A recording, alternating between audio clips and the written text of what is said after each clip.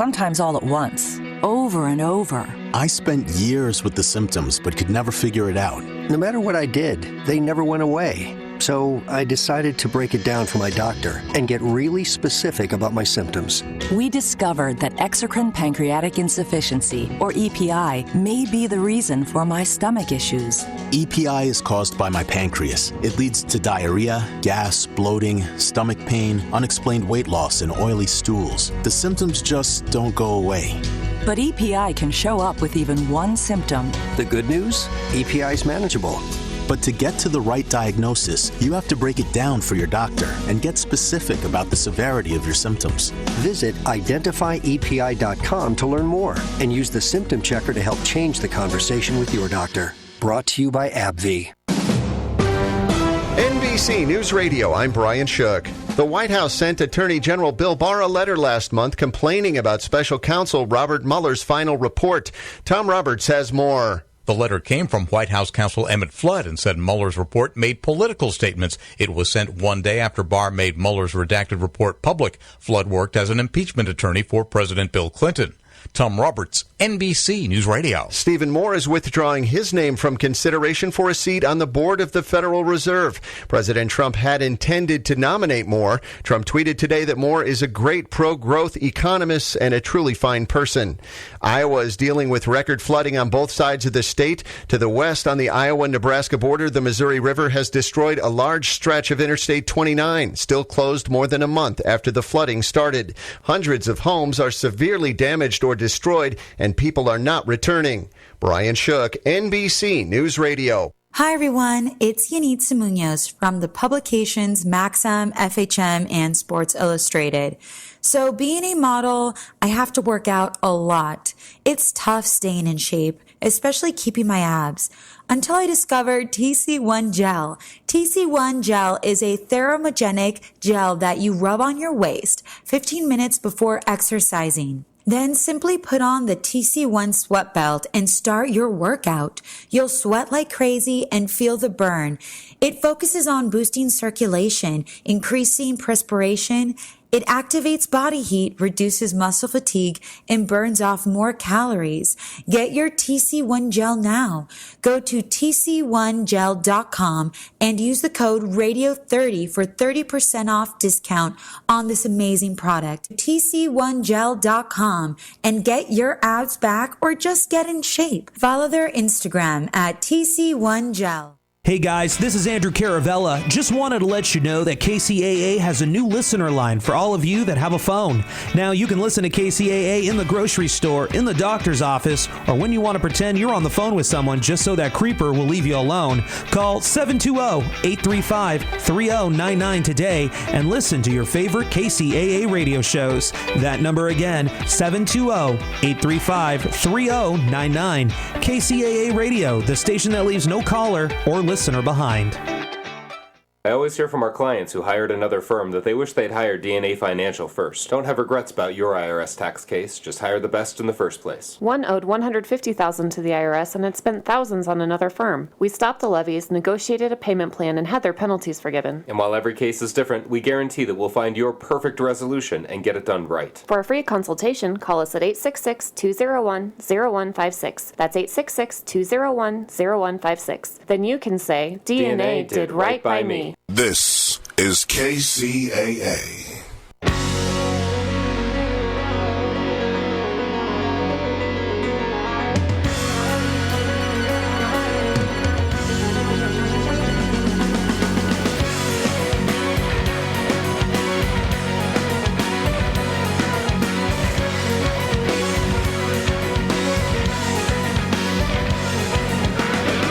Live from the NBC News Radio broadcasting studios of KCAA, 1050 AM, 102.3 FM, and 106.5 FM. We're located here in beautiful, sunny California. Thanks for tuning into the Water Zone this afternoon. I'm your host, Rob Starr, along with the huckster of hydrology. You like that? I like it. The huckster, yeah. The huckster, huckster of hydrology. Very cool. Great to be here this week. Sorry I missed you last week, but you know. Sorry you were on vacation. What are you sorry about? Circumstances prevented my cooperation. Oh, I'm glad you had fun. Did you eat well? Did you eat seafood? Did you go out camping? You did all that. Yeah, did all that stuff. Went fishing, saw some friends, did all the stuff you want to do on the vacation. You know, just sit back, drink in the hand, toes in the sand. Wow, I like that. I need a vacation. I haven't had one in 3 years. You should try it. I know I should try it. It's the fad now, you know. Is it required that we take vacations? Yeah, I think so. It should be. It is in France. Well, yeah. Well, they give a month off over there, don't they? Yeah, they get a month. I got all of August off. Wow, that's not bad. It was like the Chinese New Year that goes for a couple weeks too. Mm-hmm. Yeah, February. Are we moving the studios over there? I doubt that's going to happen. Buddy. Okay, I tried. The commute's tough too. Yes, it did. It did. Anyway, it's a great day. It's a nice week. Beautiful weather out, and hopefully it's going to be a nice weekend here. And I guess it's cold in some parts of the country. I know we talked to a gentleman last week in Canada, and he was pretty cold. Yep, but a lot of tough weather in the Midwest right now. Storms, floods flooding. in Iowa. Yep. Wow, and they said a lot of people having a tough time. They said it won't recede for maybe a week. Sure. Wow, that's just well, climate's changing. But I don't know what it was before 200 years ago. You know, it could have been the same thing. I do think people contribute to raising the temperature somewhat or changing the air and things of that sort because there's more people today and more asphalt, more cars that were in here 1,000 years ago. But it's the science is kind of strange because it depends who you talk to. It does. Now, we're going to have, just so you know, I think you do know, next week we're going to have a Nobel Peace Prize winner on the show, right? Dr. Jonathan Overpeck, and he's from the University of Michigan. He actually wrote a research paper and got his Nobel Peace Prize along with Al Gore at that time. Yeah. So he's going to be on our show next week. I'm very excited about that. And, he does a thing about climate change and fires, how it affects fires and things. So we got a lot of good questions for him. Yep. We have a great guest tonight as well. Yes, we do. But we have the first good guest, who is just the most awesome person we know in water news in California, and it is Miss Chris Austin, who is the purveyor of Maven's Notebook. Good evening, Chris. Good evening, guys. How you doing? We'd be fine. Absolutely good. Hey, well, you know, there's actually been a lot of, as you were saying, Robert, there's actually been a lot of stuff out lately on tree rings. They just released a big study looking back on tree rings because there's a lot that they can tell about past climate and drought. Yeah. And they again find another link between us burning fossil fuels and drought. I mean, there's a lot of things that are related in the world. Everything seems to impact everything else. So, there's been a lot of study. And in the past, we've actually had droughts that were a lot worse than what we went through. Droughts that lasted, decades, hundreds of years in some instances. Of the dry weather that we saw, as we start to understand the climate that we have had in the past, we start to understand that in these last 150 years of water development, we've actually lived in extraordinarily wet times in a lot of places. Yep. But that's not the norm with the long-term vision. So, there's a lot of really heavy climate news, but I think Jonathan Overpeck will really have a lot to say about that. Yep. We've had a lot of stuff that's happened in California water this week that bears discussing beyond the climate change. Yep.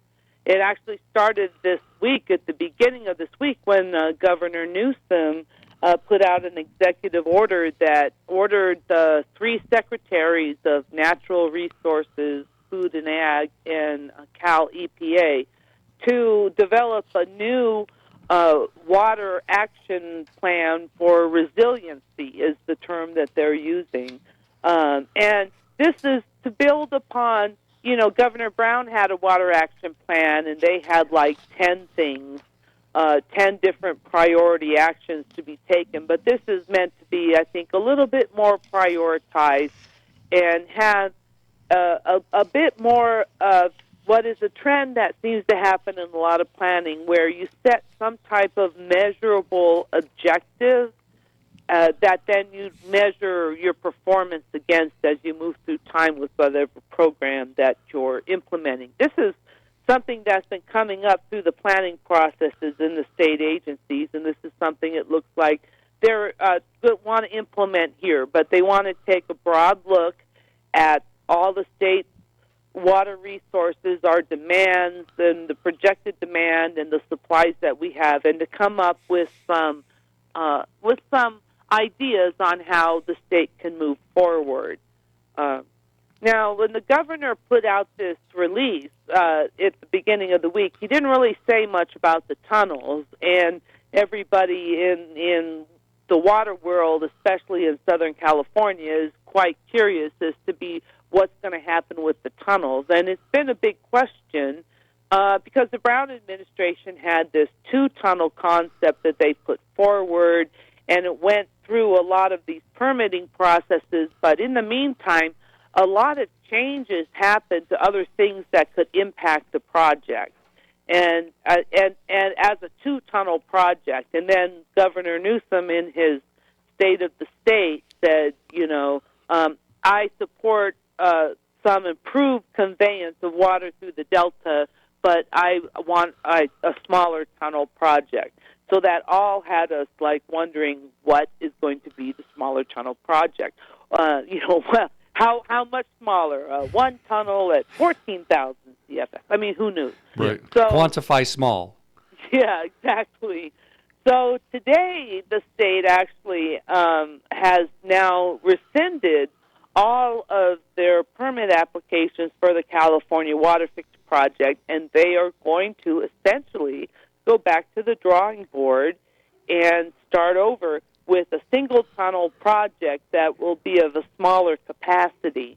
Now, I actually had the honor of getting to speak to Carla Namath, the director of the Department of Water Resources, before they put this, they put out this press release, and she told me that one of the things they're going to do in this new tunnel project is they're going to invest more in the engineering and the design aspects before they take it to the environmental review, because part of the problem that they had with the previous project is that they didn't really have a lot of specifics on how it would be operated because they hadn't completed a lot of the engineering design.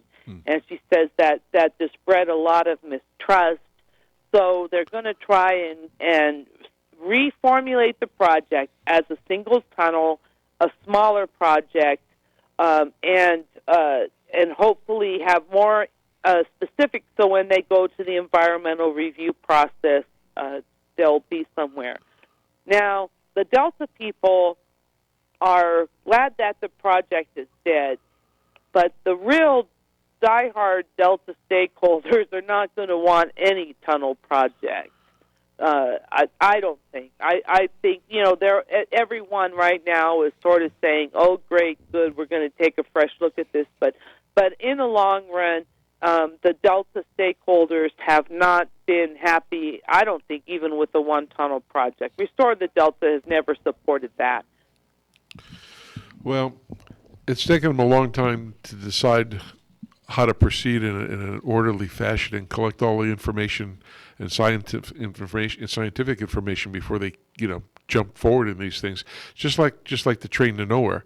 Now they're talking about they're going to make you take the train from Merced to the other place, and then you get off and take another slow train and go. And that little portion raised from $10 million that they spent, and now they want another 10 billion. Now they want another 18 billion. But they really got to decide on what they're going to do with the tunnel thing, because this has been going on for quite a while. Yeah, I think it's $250 million put into the planning process. I think it's something like that. It may be a little bit more. Although, if you really think about it, over the span of 8 years, it's not necessarily as much as it could have been. But in a way, that's all kind of getting pushed out the door. Yep. But here we go. This is what the new governor wants to do. I asked today, too, when they were talking to me about it, what about the Central Valley Project, the federal participants? And they were saying, we're going to look and see who wants to participate, who's willing to pay, and we will see, what the project that we can design around that. Not going to cut out, anybody, but the state water project, the state's project, all those contractors have contracts with the state, and everything's pretty defined. On the federal side, there are contracts that have been in place that were put into place over various decades, and everybody has a different deal, and it's not just a straightforward case where the state can say to its state contractors, "This is part of of our water system, and you're going to get billed," essentially. And there's not a whole lot they can say. They all took votes on it to agree, but that the state has a lot more control. The federal government have a lot less control because they have all these different contracts with all these different things built in. The state water project contracts have one.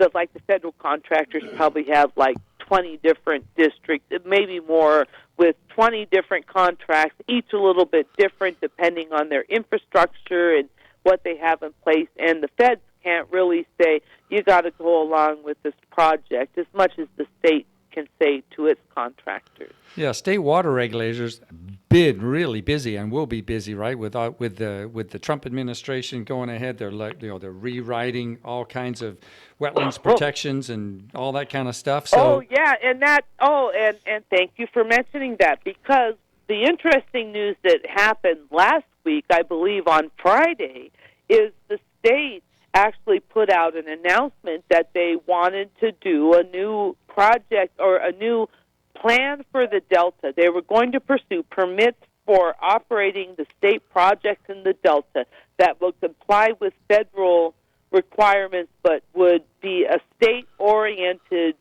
plan.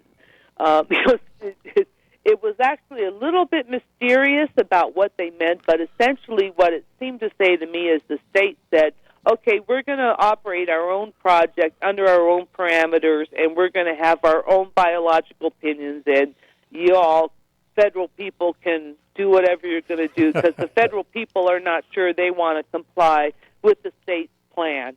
So that we're really queuing up here for a state versus federal war. We're already in the midst of it. They cooperate in some instances, but in other instances they're not. And there's like lawsuits. I think California has a number of lawsuits with the Trump administration. I think the most actually in the country, the last I heard, and a number of them deal with water and water issues. We're in for another water war is what it's kind of looking for me between federal and state, and the issue of federal and states' rights really goes back hundreds of years to the beginning of the Constitution, and what can the feds do and what can the states do, and where is division of rights. And water really gets in the middle of a lot of those issues.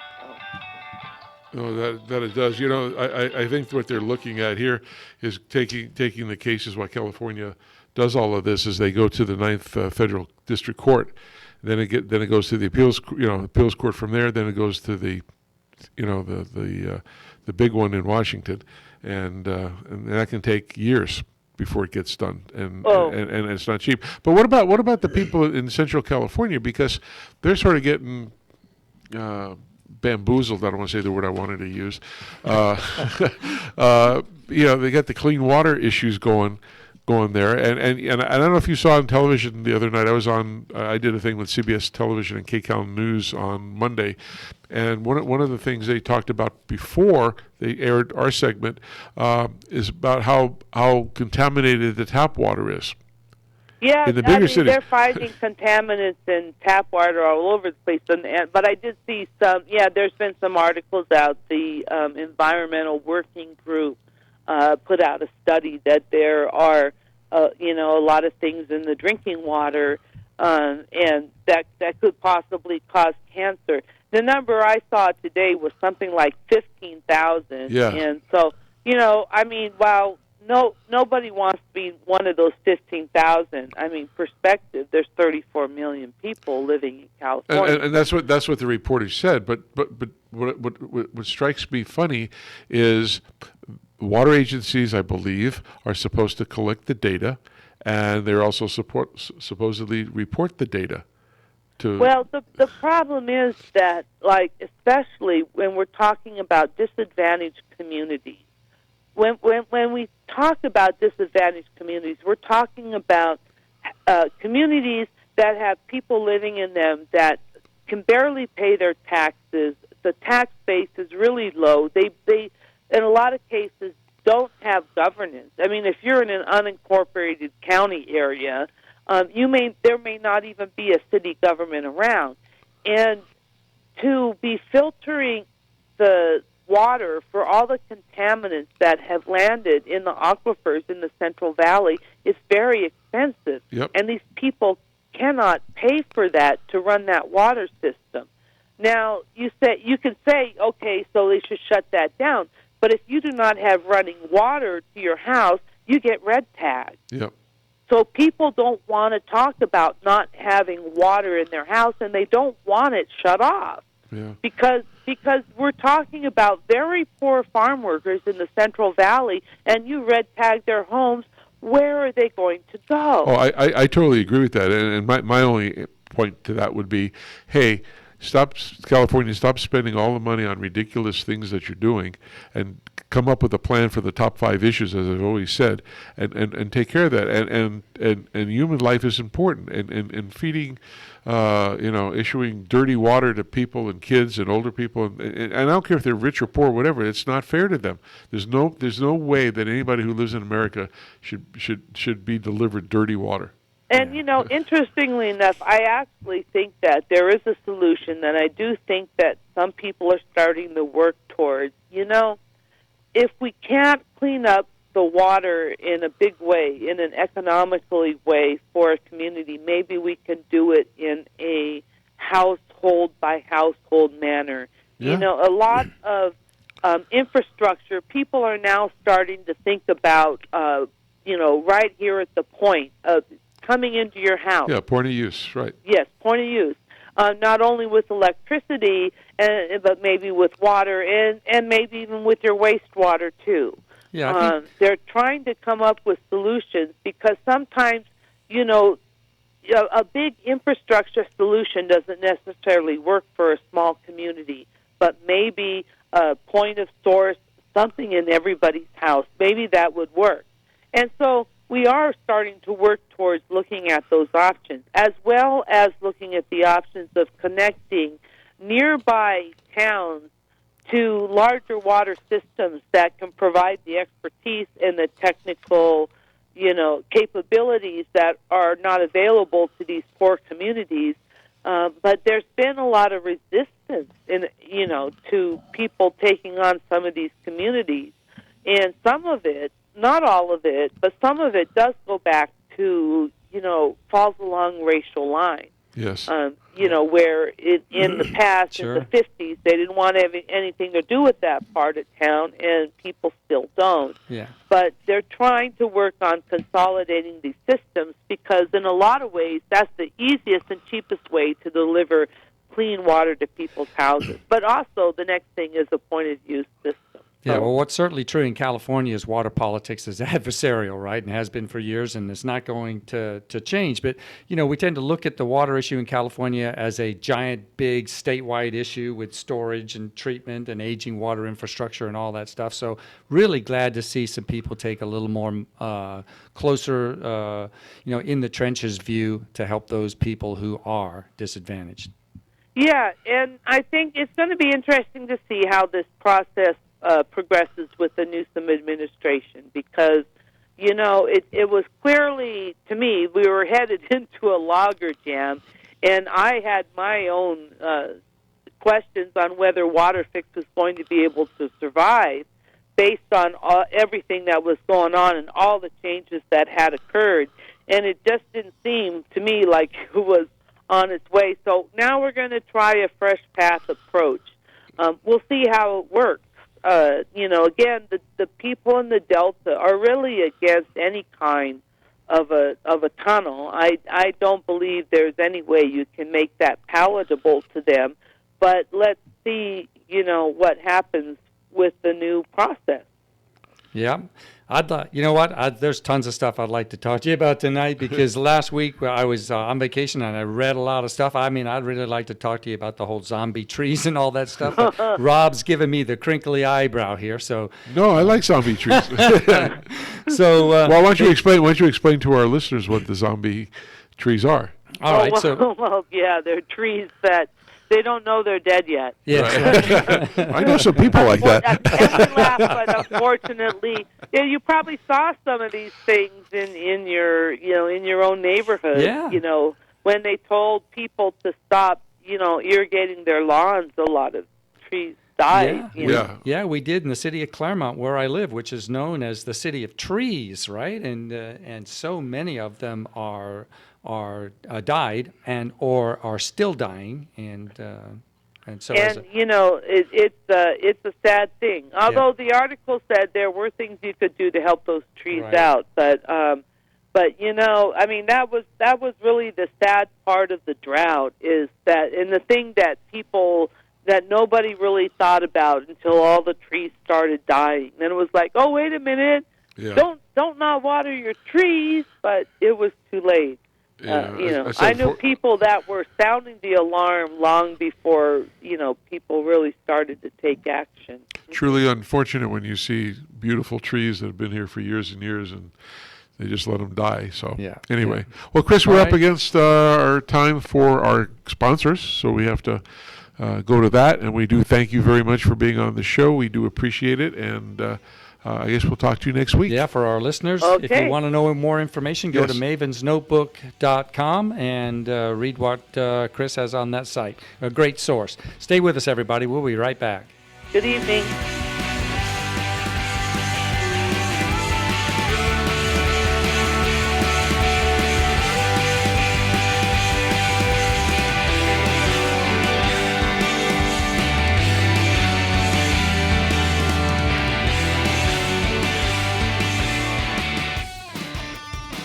KCAA Loma Linda, 1050 AM, K292FQ Riverside, and K293CF Moreno Valley. If you knew there was a pipe cement that works better than the one you're currently using, is better for you and the environment, and costs the same or less, would you buy it?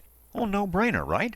Weldon, the trusted leader in solvent cements for over 60 years, is pleased to introduce a new line of solvent cements that does all that. Introducing the Eco Series line of solvent cements for PVC piping systems.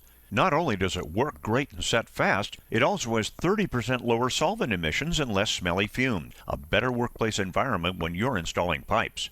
But don't just take our word for it. Eco Series products are the only solvent cements that are Green Seal certified for environmental innovation for effective performance, improved working conditions, and for use with potable water. Now available in a medium-bodied fat-setting blue formula, 905 Eco, and a regular-bodied fat-setting clear formula, 900 Eco. Pick up a can today from your local distributor and see, smell, and feel the difference, just like Joe Sweat, president of Sunrise Irrigation, did. He said, after using Weldon's 905 Eco, we immediately noticed the application was smooth and there was noticeably less odor than other blue solvent cements on the market. The guys love it. To learn more about Eco Solvent Cements from Weldon, visit the website at www.weldon.com or call the technical service hotline at 877-477-8327. That's 877-477-8327. Time to take a water break and talk some water. Irrigation. Such a refreshing topic. As more and more markets face water restrictions, your customers may be hungry, or should I say thirsty, for water-saving products. For new installations, add options like drip irrigation, controllers that respond to weather data, pressure-regulating heads, or heads with check valves. They all provide easy ways to differentiate your bids and win more jobs. Or for an extra stream of revenue, offer existing customers upgrades like high-efficiency nozzles, rotary nozzles, or Wi-Fi-based controllers. Because when you help your customers save water, you make a world of difference for the earth and your bottom line at the same time. We'll drink to that.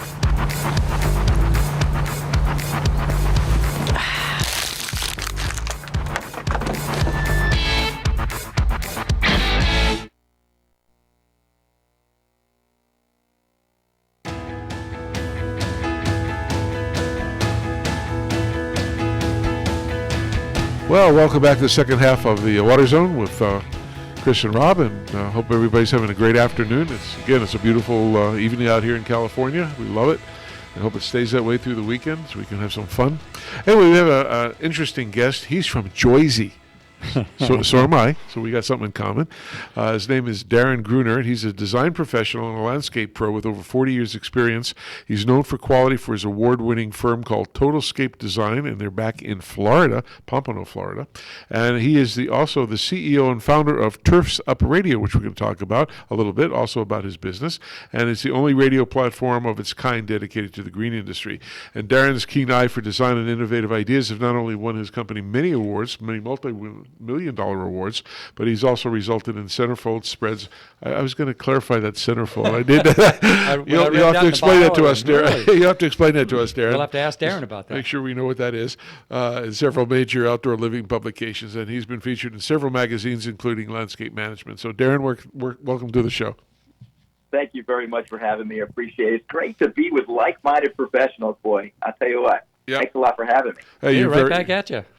Yeah. Hey, we'll do anything for Jersey people.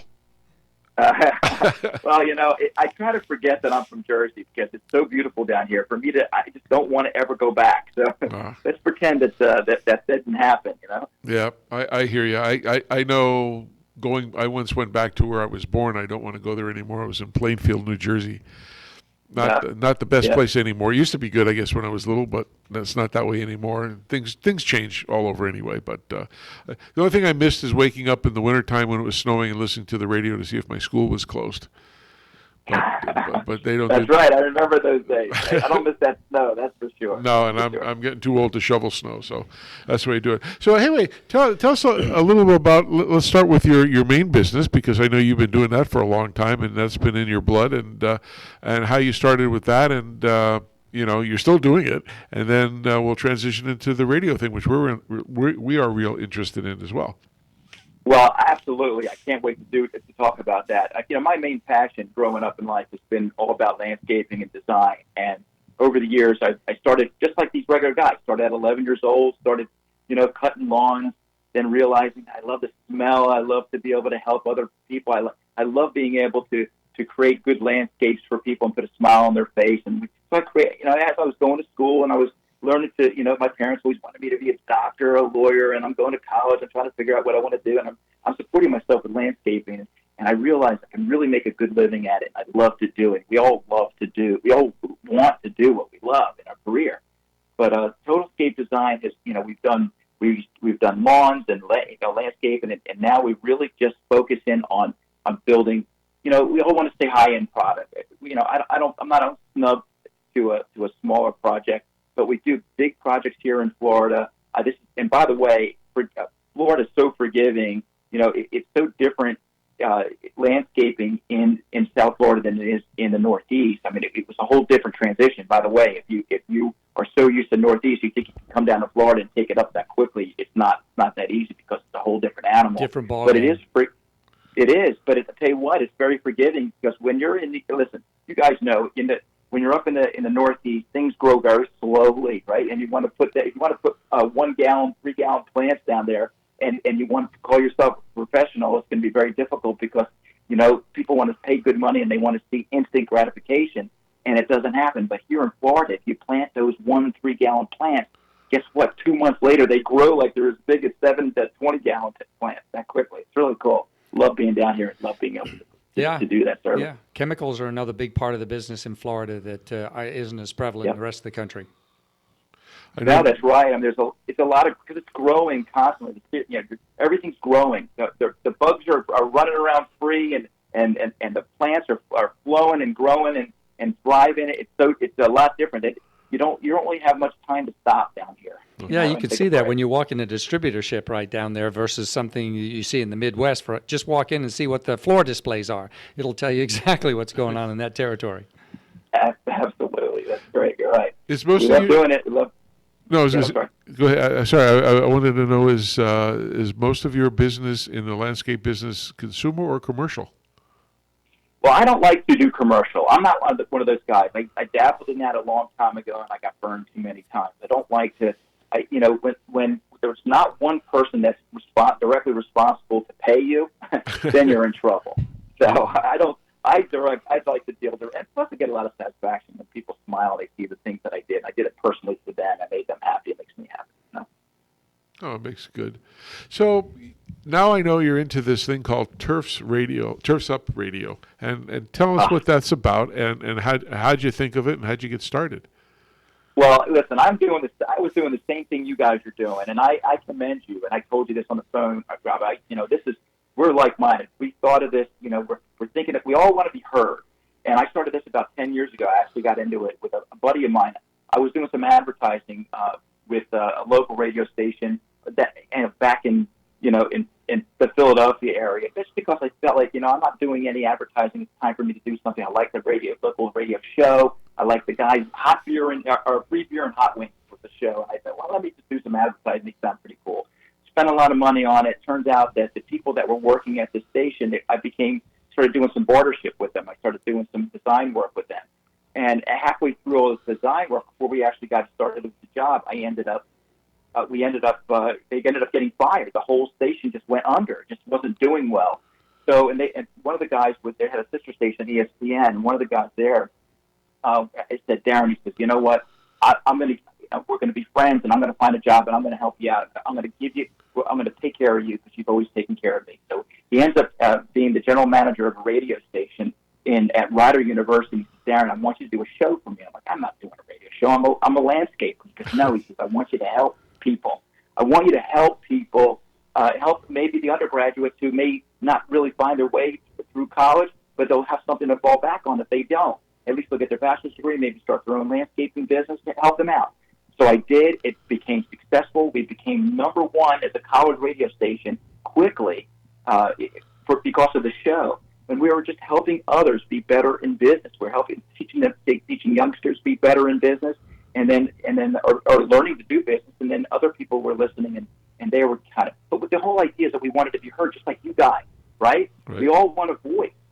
And I'm doing it, and I'm beating my head. I'm trying to figure out what's going on. I'm on iHeartRadio like you guys, and I do all these shows, and I try to, and I have the podcast, and I'm screaming as loud as I possibly can.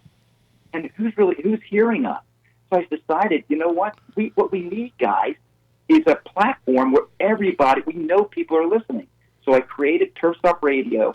So it's the 24/7 station that you can download the Turf's Up Radio app, but it's a 24/7 station where everybody together everybody that's interested in the green industry is comes to listen, because we're only dedicated to green industry. Even our little nuances, like on radio, you hear the different sounds and stuff like that. We play drills and we play chainsaws and chains. Everything that has to do with the green industry, all the things that you're used to on a day-to-day basis, we play that kind of stuff. And we have great tips from contributors all over the country. We have people that are big in this business that have been around for a long, long time with great experience that love to jump on. That's why we want you guys. We want you guys. I should get you a tape of my wife calling me up and say, "Hey, the valve's leaking. Why can't you fix it? You work in that business. You don't come home and take care of it." I do something that I call HID. You know what that stands for? Yeah, I can imagine. Hire it done. Okay. We work with these products all day long. I come home. Not that I don't like them. Obviously, I do because I work in that industry. But I really want somebody else to do the job. I'm tired when I go home. I know you are. You've been doing it for a long time, But it's inbred. I mean, this is part of us, right? And this is why And what's great about it is we get to talk about the things that we've done. I have a lot of experience, 40 years experience, and I get to talk about what we've done, and it makes you feel good, doesn't it, guys? I It makes does. it feel good to be able to chat about this. We had a segment on. We had a segment on that was called DIY Sprinkler Guy. Yeah. And we asked people to call in if they can stump us with a question on irrigation. We'd give them a $50 or $100 gift card or some other prizes and things of that sort. But they'd call up and talk about, hey, I got a valve that's bad, and we try to explain there's only a couple things wrong that can go with the valve, or we tell them how to test it, or the same thing with pressure. How do they know what the pressure is, and especially if they have too many heads on the same line. All those kind of things. I think it's really important. And we started the show because of the drought that we had in California almost 4 years ago. But then we started getting a lot of homeowners listening to the DIY people. But then it spread out to a bunch of professionals, and then we got picked up with the Irrigation Association and the American Water Works Association and all these other places. And we do training films once a quarter or videos for them and broadcast it live where people can get CEUs. And even some of the people who are homeowners say, I'm not a landscaper, but I never knew about this thing. I never knew about the pressure. I didn't know how to do this or check that out, or I didn't know about AC or DC solenoids and things of that sort, or what we call distribution uniformity and spray heads or anything else. They didn't realize those. They never heard those buzzwords. They just said, hey, my gardener came back and said this is broken and I got to pay $150 to put something in. And now they're talking more intelligent about it. So for the homeowner, it's really good. They truly understand that. And like with you, I'm sure you get more into I'm sure you do the irrigation part, but you also do the floral and all the other stuff, which, when I got into this business and they said, oh, you're going to have California-friendly plants, I'm thinking desert stuff, meaning cactus, nothing but succulents the whole time. But that's not true. It isn't. And I had a friend of mine who was educated in that, and he started showing me books on things on different floral stuff and bushes, and it was really beautiful stuff. And a lot of people just didn't know about that. And that's what we try, at least through this show, to do. And we bring a lot of legislative people. We bring a lot of technologists. We've had people from drone companies. We've had legislatures. We've had scientists. We've had weather people. I mean, but it's good because you now get a flavor of what's happening in this business that as a homeowner and not in this world, this business, they don't know anything about those things. Just what they hear about on the news, which is very little. Well, I think it's great what you guys are doing, and we advocate that everybody should be doing this. That's why we want everybody to be heard, because if they're hearing it on an intelligent level, on a level that is dedicated to this industry, and we tell our people, have your clients go and listen to the show and learn and let them be educated, so when you try to sell them something, it's going to be that much easier, or they're going to know that you're being honest with them. Yeah. And it's just a great platform. It's great for all of us. Love what you guys are doing. Absolutely. I think it's important to bring science and common sense together for everybody. I think that makes a big deal. Can you kind of tell us about some of the things that you have on the show through the 24 hours? And you got great music, by the way. Yeah, a little bit of description about the content. Oh, yeah. Well, first, let me tell you about the music. The independent artists they're unsigned artists that are amazing from all over the world. My creative partner, Mark Roma, has brought. He's a songwriter. Goes to Nashville every other week. Does a lot of singing songwriting. He collaborates with a lot of people, but it's not just his people. Great stuff, and it's just really to keep people entertained in between all the great shows that we have. The tips that we get from all over the country, from all these people that I know that you guys have heard of it. We see these people all over the place when we go to different shows like Site One, you and your all these people when they have these spring flings and stuff like that. But we have shows like Corey Ballard has a one-on-one show. He talks about innovative products. He doesn't necessarily. We're not pushing. We're not an infomercial. We don't like to push any sales on anything, but we like to educate our listeners, who are the professionals, the people that are providing services for the end user. So what's going to make their operations, their daily operations better? Corey Ballard's got a great show every morning at 8 o'clock between Monday and Friday.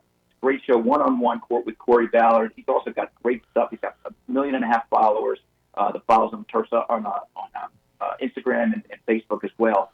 And then we have Green Executive, Adam Linneman. He does a show called The Green Executive, called The Executive Lounge. He brings people, it's more about business, about how to operate business, how to be better in business from a business standpoint, rather than going out in the field if you're working on your business rather than in it. Then we have a guy that does, Tyler Rominger. He does digital contractor. It talks about SEO and the operation of how to advertise on the internet. So we have a lot of shows like that. And in the morning, which we'd love for you guys to jump in, by the way. We'd love to jump in. We got the carpool every Monday between 8, check this out, between 8 and 9. And all the contributors jump on at a time. And what I do is I drive the car, and you hear the truck in the background. You hear that running, and you hear me pick these guys up, and then I drop them off. Find out what these professionals are actually going to be doing. So what's their day-to-day plan? So those are the type of shows that we do. And then a lot of other stuff. We do Raise the Mic every Sunday at 9 and 12 o'clock, where we spotlight the achievements of industry professionals, something that like you guys do on a day-to-day basis. And then we have the weekend review, where we just go over the entire week and talk about all the cool things that happen. But we have news and stuff like that. But we want to get you guys on Turf Stop Radio, because we have your listeners. These people, Jeff, you guys know Jeff Hesser. Do you know who Jeff Hesser is by any chance? No. I know you're on the other side of the country. This guy he's a writing guy, but he's also a water and irrigation specialist. I got to hope you guys. I'm going to see if I can get him to stump you. And this guy knows water, but he's a great guy for you guys to know. He knows a lot about irrigation. Well, we're going to put him up against the huckster of hydraulics right here, Mr. Chris Davies. I came up with that name this afternoon. I thought that would be good for him. I'm going to look up what huckster means when I get. No, it's a good thing. I wouldn't say anything bad about you. He's our product manager at our company for all hydraulic products, and he has just a few years background. How many, Chris? Yeah, like 40. So hey, I got to agree with you though, Darren. I mean, there's nothing like the aroma of new mown grass, right? I mean, just smells so sweet. And I still miss it. I haven't done it. I haven't cut lawns in years. I quit doing it back in I think 1989 when I got into pavers. I started building pavers, but I miss it. I thought I would do it forever. I just love that smell. Could you stick around for a few more minutes? Or we're going to take a quick break with one more commercial, and we'll be back. And yeah. All right, so we're going to take a break here, and we're going to get into an irrigation school. It's called Irrigator Tech, and they're excellent out here on the West Coast. Are you presently part of the irrigation industry as a worker or business owner? Do you want to learn how you and your staff can boost your knowledge and productivity? Then you should check out Irrigator Technical Training School. Irrigator Tech is the leading source of quality instruction serving all facets of the irrigation industry. Their courses provide a basic, easy-to-understand approach that raises the skill level, competency, and professionalism of landscape and irrigation personnel through practical education and services. Irrigator Tech combines classroom and real-life hands-on training, leading to a well-recognized certification that both customers and employers demand. Irrigator Tech's specialized courses can help you quickly become a certified irrigation auditor or a certified installer, repair, maintenance, or backflow technician. Courses also include certificates in smart water application or becoming a certified tree worker. Most importantly, all certifications are state recognized, and Irrigator Tech offers annual renewal classes to help keep your certification up to date. So whether you work in California, Washington, Oregon, Nevada, or Arizona, there's an Irrigator Tech class near you. For more information on how to jumpstart your career, call Irrigator Tech toll-free 866-614-1755 or visit them on the web at irrigatortech.com. That's toll-free 866-614-1755 and on the web at irrigatortech.com. All right, everybody, we're back on the air. Thanks for our Irrigator Tech, our sponsor, and our other sponsors on tonight's show. We're back with Darren Gruner, president of Total Landscape and Design, and also founder of Turf's Up Radio. So, Darren, great to have you on the show. I was just thinking while we were listening to the commercial, you've told us a little bit about the local celebrities and folks and segments you have on your show. Can you tell us a little bit about about kind of any associations that you're aligned with, trade shows you go to, that kind of stuff? Where can people see you throughout the country, just not in Florida? Okay, well, absolutely. So you can listen.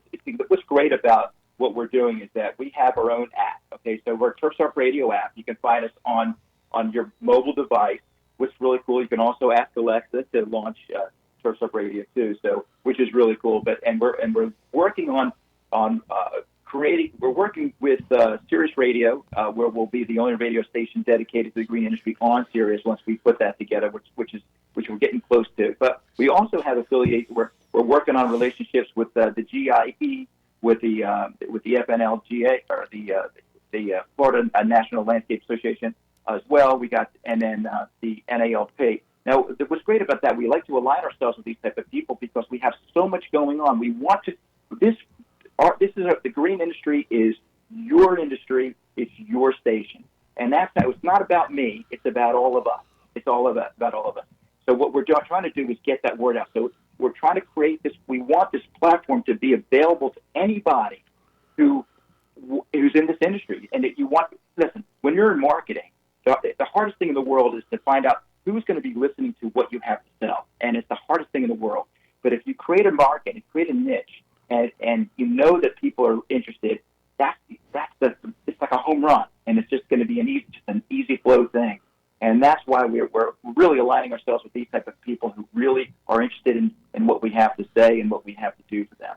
But we do a lot of cool things too. We have the website, and we shelve all of our we do like podcasts like you do. We have our podcasts. We shelve them onto our website so people can go back and listen to all of our shows. Matter of fact, we do giveaways. We're actually doing a giveaway right now. If you download the Turf Stop Radio, I hope you don't mind, if you download the Turf Stop Radio app right now, May 20th, we're giving away a Geo Ripper. If you're an irrigation guy, listen, you guys are irrigation. You ever hear the Geo Ripper guys? The Ripper guys, yeah, we have, absolutely, yeah. The Geo Ripper. Now they're a sponsor of Turf Stop Radio, and they love what we're doing, and they stand by us. They're actually giving away one of their units, the GR16. If you're having trouble in rocky soil or roots and stuff like that, this it's like a chainsaw, but it doesn't dull. And we're giving one away on Monday on our carpool show between 8 and 11. If you download the app and you like the Facebook page, you can win one of these Geo Rippers. And what we're doing every month, we're doing big giveaways. If you listen to our show, find out, and each of the shows will have their own giveaways. And this is great because it's all dedicated to the green industry. Everything we do is we're not giving away McDonald's stuff, or we're not, you know what I mean? We're giving away stuff that has to do with green industry to help our industry professionals be better. A lot of these guys are new in the business, and they just can't seem to afford pieces of equipment like this. We want to help, and that's what we do. That's what we're all about, helping the green industry. How cool is that? That's pretty awesome. I know a couple, actually maybe less than a year ago, we did, was it the Florida Nursery and Irrigation? I forget the real title of that. We had them on. It was Chris Butts, I think his name was. And Chris Butts. Yeah, and then we had I did a thing with Adam Putnam, who's in Florida. He was the head of water or natural resources and agriculture, I believe. So we try, at least for our show, we tried. When we first started, it was basically California and Southern California, and then we wanted to go further north, and then we said, you know what, the drought's going away from here, at least it's subsiding. Let's start moving out. And we actually have listeners overseas. We've had calls to Africa. We had from Australia. Saudi Arabia, India. Yeah, so it's been... Go ahead. Have you guys talked to Greg Reitman? Do you know who Greg Reitman is?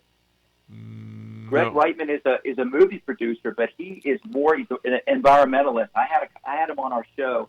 He's a great guy. He created an amazing movie called Rooted in Peace. Have you heard of that? No. Rooted in Peace? You got to check it out. It's all about our watershed, all about environmental stuff like that. It'd be a perfect interview for you guys. I got to set you up with this guy. Sounds good. Really interesting. It would be perfect for you. So, what do you like better? Do you like the Totoscape design gig, or do you like the radio gig? I got to ask you. That's a tough question. You know that. I mean, it's like I should stop with my Totoscape design because listen. The feedback that we get for what we're doing with Turf Stop Radio is unbelievable. People are just jumping. Why didn't you guys think of this before? How come no one's ever done this? And it just motivates the heck out of me. But then I love creating new designs. I'm a pool builder. I can build outdoor stuff. I love that. So I've actually created my business model is actually I work for myself. There's no one person that works for me. I hire companies to work for me. But these are people that I use on a regular basis, so they're not like a subcontractor where I'll bid it out. Right. These are people that work. But that's what helps me kind of step back and really focus in on Turf's Up Radio. But I love Turf's Up Radio. This is something I think, this is the future of radio. Radio's not going away, and you guys know that. Couldn't agree with you more. No, that's absolutely true. It is, but we need to get this platform going. We want you guys. You guys are awesome. We love what you're doing. I don't know the stuff you know. We need professionals like you on our station. The contributors we have, we'd love. I'm sorry? No, we got turned on to you by one of our district sales managers out in Florida, who you know, Matt Taylor, and that's how we got information about you. But you know, at the opening of your portion of the segment, we were talking about your bio and talked about the centerfold. So we just wanted to clarify that with you. You meant this. Obviously, it was a centerfold for your landscape designs, right? You would want my girlfriend to be in a centerfold, but not me. Well, that's right. Yeah. But I saw a picture. I saw a picture of you down by the beach by a boat. So I guess you really like the outdoors, as you said. I do. Would you guys listen? I know you're far away, but it's only a plane ride away. Both of you are always. I invite everybody. Come back and enjoy Florida. We live right by the water. As a matter of fact, they're testing in Florida right now. They're doing the test rides for the Blue Angels. They're going to be they've been flying over my house. I'm right on the beach. I love the water. It's gorgeous down here. Come on down. Come check it out. Yeah, we got to do that. We were actually, Chris and I were joking about in California. They go up to the Sierras here and measure the snowpack. And we were just laughing because they have a shack, I guess I'll call it that. It's a cabin, really, right? Yeah, right. Tell them what happened. Yeah, that they go there, but I'm sure, Darren, you heard about all the wildfires back in California last year at the end of the season. Well, the shack that the state uses to go up there and do the annual snowpack measurement, that burned down in the fire.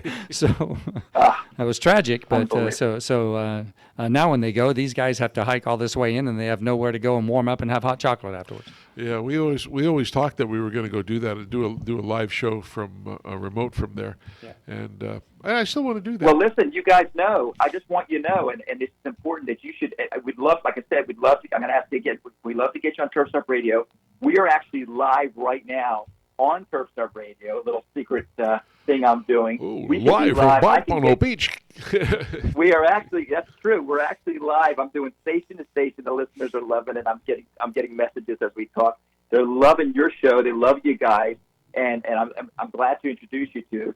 And we can do live. We have the capability of broadcasting anywhere at any time. I can get you to broadcast directly from where you are on Turf's Up Radio. The technology these days are just amazing. I mean, I could be driving down the road and I could do a live broadcast. Pretty crazy. Excellent. Well, we're certainly going to talk again. I'll probably give you a call next week. This week's going to be real tied up for me and Chris, but I certainly will give you a call next week, and we can start communicating on a more basis. And love to talk to you more about some projects and some things that we're doing, and highlight you some more in your business. And we certainly want to do that. So, hey, thanks for taking the time. I know you're 3 hours different from us, and we do appreciate you coming on the show. And thanks for staying again, if they want to get a hold of you, how do they do that? Just go to turfsupradio.com. It's a great thing. And by the way, if any of your listeners want to join us on air, the same thing we ask them. Absolutely. We want to spotlight the achievements of industry professionals. turfsupradio.com/join us on air, book your appearance. It's so easy. Just go right there. It's such an easy way to navigate through our website. Get a hold of us, and we're easy to talk to. We have a lot of people like you that are friendly and will ease you right into this. I don't know how friendly you are, but we are. But we'll do that. We're just joking. Anyway, we got to go. We're up against our NBC News Hour, so we got to do that. Darren, thank you very much. We'll talk to you soon. All of our folks who listen to us, the most important thing you got to do this week is think blue. Darren, thanks for being on the show with us. Yep. Good night, everybody. Thank you very much, guys. Appreciate it. Good night.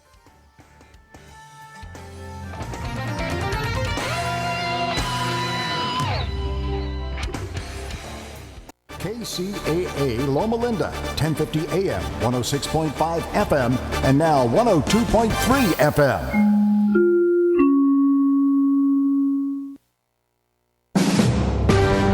NBC News Radio, I'm Brian Shook. A White House lawyer is blasting the Mueller report in a letter to Attorney General Bill Barr. ABC News published a copy of the letter, which was sent to Barr a day after the report went public. Attorney Emmett Flood said the report has an extraordinary legal defect because Mueller did not make a judgment on obstruction of justice.